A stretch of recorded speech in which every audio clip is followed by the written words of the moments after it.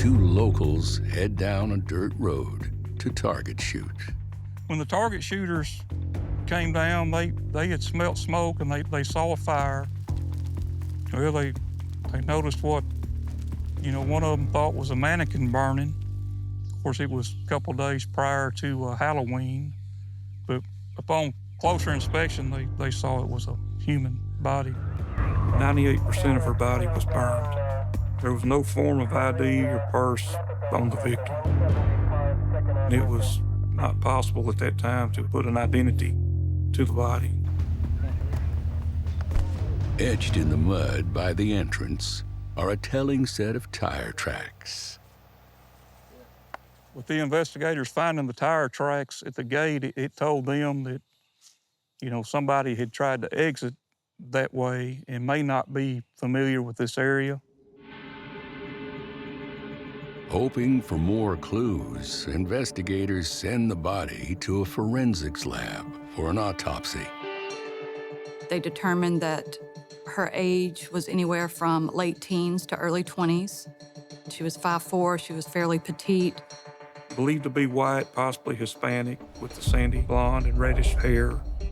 She had bruising around her throat, which could be consistent with strangulation. There was a lack of carbon found in her lungs.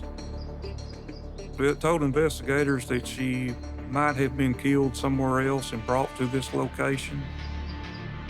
Technicians at the lab check the victim for signs of assault and find a semen sample. Whoever did this had murdered this individual, went to the trouble of getting gasoline, pouring it on them, lighting a match, and leaving the person there. It's pure evil. Several names came up of missing people in our area, and the investigators at that time were running these people down, putting eyes on them, being able to rule them out. It's frustrating because you kind of get your hopes up and they're dashed again. As the police look for new leads, her pale purple sweater inspires a nickname, Lavender Doe. I think the name Lavender Doe really helped the case stand out from all of the other thousands and thousands of Jane and John Does out there. As the case gathers dust, police catch a break. The DNA profile from the semen sample collected at the crime scene gets a hit in CODIS, the Combined DNA Index System. The suspect's name is Joseph Wayne Burnett. Joseph Burnett's occupation was painting oil wells. Burnett was a local sex offender. Mr. Burnett was living in Upshur County but had not registered there. So law enforcement began at that point to get an arrest warrant for failure to register. When investigators interviewed Burnett, he tells them that obviously he was with Lavender Doe due to his semen being in her. But he advised that he did not kill her. Unable to place Burnett at the crime scene, the investigation comes to a halt. He caught a charge on a fail to comply as a sex offender, and he went away for 10 years. With every lead a dead end, the case of Lavender Doe goes as cold as a winter wind whipping through the Texas pine woods. July 19th of 2018, I was contacted by the Longview Police Department in reference to a missing female named Felicia Pearson, and the boyfriend listed was Joseph Wayne Burnett.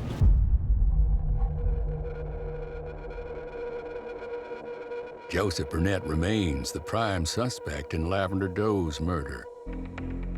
After serving his 10-year sentence, he's been a free man for over a year.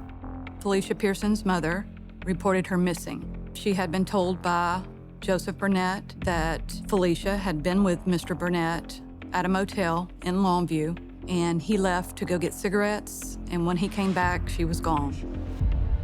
Police arrest Burnett. He denies having any hand in the death of yet another female companion. But a month later, Burnett changes his tune. He confesses to killing Felicia, and then he starts speaking with them about burning a female several years ago. I went into the interview room with the Longview detectives. Then we start going into Lavender Doe. What happened?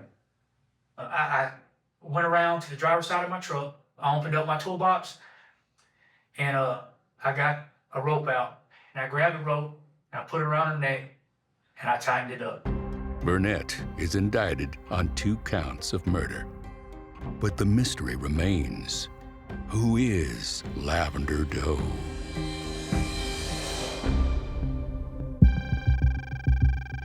I found a descendant in East Texas.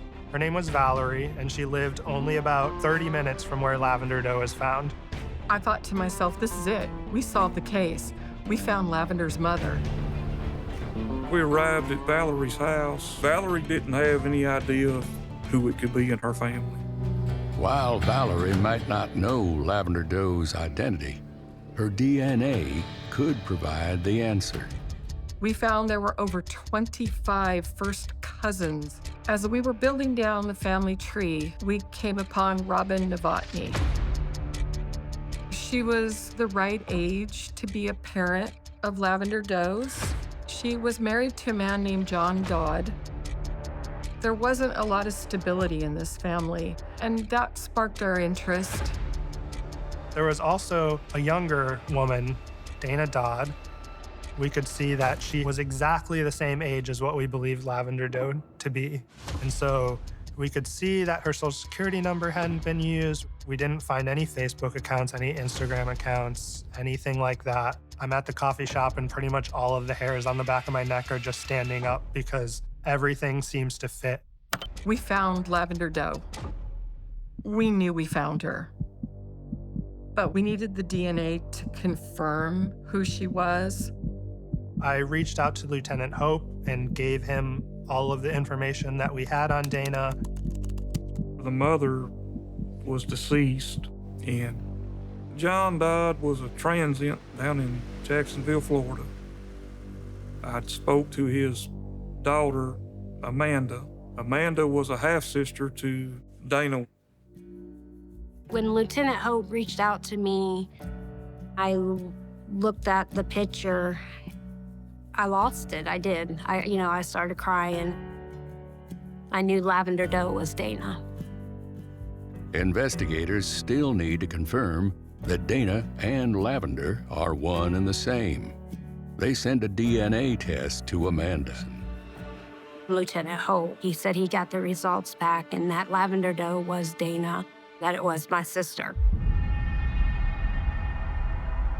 It was just like everything around me just stopped. Joseph Burnett was charged with 2 homicides, one being Dana Dodd and the other being Felicia Pearson. At long last, Burnett is hauled into court to face justice. Joseph Burnett pled not guilty at his arraignment. Even though there was a confession, yes, we did go ahead and start working towards trial. I wanted to go to court. I wanted to hear his story. I need to know why he did it.